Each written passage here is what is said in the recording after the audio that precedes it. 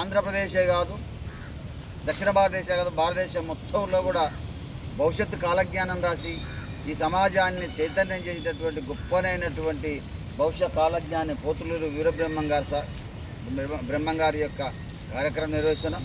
ఇటు కార్యక్రమాన్ని ఉద్దేశించి కవి పండితుడు బూరోజు గిరిరాజాచార్యని మాట్లాడవలసిందిగా సాధారణంగా విజ్ఞప్తి చేస్తున్నాం. ఈరోజు విశ్వ కాలజ్ఞాని శ్రీ పోతులూరి వీరబ్రహ్మేంద్ర స్వామి గారి ఆరాధన దినోత్సవం. ఈ కార్యక్రమాన్ని నిర్వహిస్తున్న ప్రియమిత్రులు రాజారాం ప్రకాష్ సార్ గారు, మా గురుతుల్యులు మిత్రులు నాయకంటి నరసింహశర్మ గారు ఇక్కడికి విచ్చేసిన అందరికీ స్వాగతం పలుకుతూ, పోతులూరు వీరబ్రహ్మేంద్ర స్వామి ఆగామి కాలజ్ఞాని అంటే భవిష్యత్తులో ఏం జరగబోతుందో ఆ రోజుల్లోనే ఆయన ఆధ్యాత్మిక జ్ఞానంతో మహిమలతో కాలజ్ఞానం రాశారు.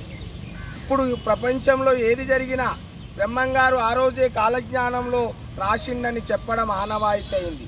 అటువంటి మహనీయుడు. ఇంకా విశ్వంలో నోస్ట్రడామస్ కూడా భవిష్యత్తుని చెప్పిండు. అటువంటి వీరబ్రహ్మేంద్ర స్వామి ప్రకృతాంబ పరిపూర్ణయ్యాచార్యులు బ్రహ్మాండపుర నివాసులు. వారు సంతానార్థమై కాశీ వెళ్ళి అక్కడ ఒక రోజు నిద్రిస్తే ఆ సర్వేశ్వరుడు కలలో కనిపించి మీకు పుత్ర సంతానం ప్రసాదిస్తున్నానని చెప్తే తిరుగు ప్రయాణంలో వాళ్లకు ఆ అమ్మ గర్భము దాల్చి పండంటి బిడ్డను సరస్వతీ నది ఒడ్డున ప్రసవిస్తుంది. అదే సందర్భంగా పరిపూర్ణాచార్యులు మరణించడం జరుగుతుంది. తర్వాత ఆ అమ్మ ఆ పుత్రుణ్ణి అక్కడనే ఆ వనాల్లో ఉన్న అత్రి మహామునికి అంకితం చేస్తుంది. ఆ అమ్మ కూడా తర్వాత కాలంలో మరణిస్తుంది. కర్ణాటక చిక్బల్లాపూర్ దగ్గర పాపాగ్నిమఠ పీఠాధిపతులైన వీరభోజయాచార్య వీరపాపమాంబ అనే విశ్వబ్రాహ్మణులు సంతానార్థమై వీళ్ళు కూడా తీర్థయాత్రలు పెడితే అక్కడ అత్రిమహాముని ఆ అబ్బాయిని వీళ్ళకిస్తాడు. ఇతడు గొప్ప మహిమాన్వితుడు, జాగ్రత్తగా పెంచండి అని చెప్పి ఆ పిల్లవాడిని వీళ్ళకిస్తే తర్వాత ఆ పాపాగ్ని మఠంలో అతడు సర్వ విద్యలు నేర్పిస్తాడు. తర్వాత వీరభోజయాచార్యులు 10 ఏళ్ల వయసులో ఇతనికి మరణిస్తే ఆయన తన తల్లి వీరపాపమాంబకు నేను దేశయాటన చేస్తాను అని చెప్పి దేశయాటనకు బయలుదేరితే ఇంత చిన్న వయసులో తల్లిని వదిలిపోవడం న్యాయం అంటే అమ్మ అని తల్లికి పిండోత్పత్తి రహస్యం చెప్పి అట్లా ఆయన దేశాటన వెళ్ళి వైఎస్ఆర్ జిల్లా కందిమల్లేపల్లె కడపలో అక్కడ ఆయన పుట్టింది 1608 కార్తీక శుద్ధ ద్వాదశి. నిర్యాణం అంటే జీవ సమాధి, నిష్ఠ పొందిండు సజీవ సమాధి. అది 1693 వైశాఖ శుద్ధ దశమి, ఈరోజు 17వ తారీఖు. కనుక ఆ విధంగా కందిమల్లేపల్లిలో నివాసం చేస్తూ కమ్మరం వడ్రంగం వృత్తి చేస్తూ అక్కడ ఆ ఊర్లో పోలేరమ్మ జాతర జరుగుతున్న సందర్భంలో అతన్ని విరాళం ఇవ్వమంటే అక్కడికే వచ్చిస్తానంటే అక్కడికి వచ్చిన తర్వాత ఆ పోలేరమ్మను నిప్పుతా అని చుట్టాంటించుకోవడానికి నిప్పడితే ఆయన మహిమలు చూసి అక్కడున్న భూస్వాములంతా అయ్యో బ్రహ్మంగారు చాలా మహిమాన్వితుడని ఒప్పుకుంటారు. ఈ విధంగా ఎన్నో మహిమలు చూపాడు బ్రహ్మంగారు.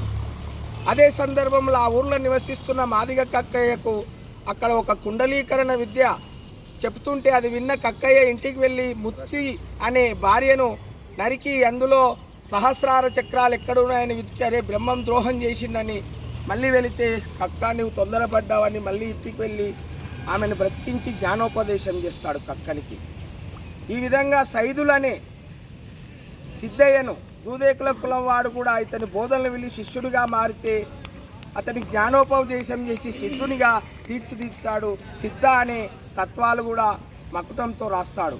వీరబ్రహ్మంగారు కాళికాంబ సప్తశతి, కాళికా శతకము, కాలజ్ఞానము రచించారు. అందులో సమాజంలో మార్పులు, అంటరానితనాన్ని నిషేధించాడు. సర్వకులాలను శిష్యులుగా చేర్చుకున్నాడు. సమాజ హితానికి తోడ్పడ్డాడు. అందుకే కొందరు అంటారు వీరబ్రహ్మంగారు సామాజిక విప్లవ సంస్కర్త అని కూడా చెప్పవచ్చు. ఆ కాలజ్ఞానంలో అదే కులాలు లేవు, మతాలు లేవు, మానవులంతా ఒక్కటే అని ఆత్మజ్ఞానాన్ని ప్రబోధించిన మహనీయుడు బ్రహ్మం గారు.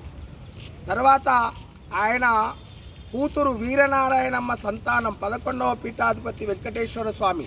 ఇప్పుడు వారి సంతానమే అక్కడ బ్రహ్మంగారి మఠం వైఎస్ కడప జిల్లాలో ఈరోజు ఆరాధన ఉత్సవాలు కూడా వైభవంగా నిర్వహిస్తారు. ఎందుకంటే ఆయన సమాజ నిష్ట పొందిన రోజే ఆరాధనా దినోత్సవం. ఆయనను పూజించడం, ప్రత్యేక రథోత్సవం చేయడం జరుగుతుంది. తెలంగాణ, ఆంధ్ర ఉమ్మడి రాష్ట్రాల్లో కూడా బ్రహ్మంగారి మఠాల దగ్గర ఈరోజు ఆరాధన ఉత్సవాలు నిర్వహిస్తారు. అటువంటి ఆ వీర బ్రహ్మేంద్ర స్వామి చెప్పిన కాలజ్ఞానం కానీ, ఆయన బోధించిన తత్వాలు కానీ విశ్వంలో ఇప్పుడు జరుగుతున్న ఈ తత్వాల్లో ఎన్ని నీతి విషయాలు, సామాజిక విషయాలు చెప్పారు. అంటే మనుషుల ప్రవర్తన చెప్పారు. చెప్పలేదంటనకపోయేరు నరులార గురుని చేరి మొక్కితే బ్రతక నేర్చేరు, తప్పుదోవ పోవు వాళ్ళని చప్పరించుక మింగు శక్తులు అన్నాడు. ఎవరైతే ధర్మం తప్పి ప్రవర్తిస్తాడో అక్కడ దైవం వాళ్ళను శిక్షిస్తాడు అంటాడు. శక్తి అంటే అది మాత కావచ్చు. ముఖ్యంగా వీరబ్రహ్మం గారు కాళికా పూజితులు, అంటే కాళికా శక్తి, దుర్గమ్మ పూజితులు, ఈశ్వర వరప్రసాదులు, విష్ణు అవతారంగా అవతరించని కూడా చరిత్రలో మనకు తెలుస్తుంది. కనుక అటువంటి వీరబ్రహ్మేంద్ర స్వామి చెప్పిన అంటరానితనం, కుల వివక్షను రూపుమాపి సమాజంలో మానవులంతా ఒక్కటే. కనుక అటువంటి వీరబ్రహ్మేంద్ర స్వామి చెప్పిన తత్వాలు కానీ, సర్వ విషయాలు కానీ ఇప్పుడున్న సమాజంలో సర్వులకు తెలియజేసి లోకాన్ని సుభిక్షంగా వర్ధింపజేయాలని తెలియజేస్తూ ముగిస్తున్నాను. పోతులూరు వీరబ్రహ్మ స్వామి గారికి, పోతులూరు వీరబ్రహ్మేంద్ర స్వాముల వారికి, పోతులూరు వీరబ్రహ్మేంద్ర స్వాముల వారికి.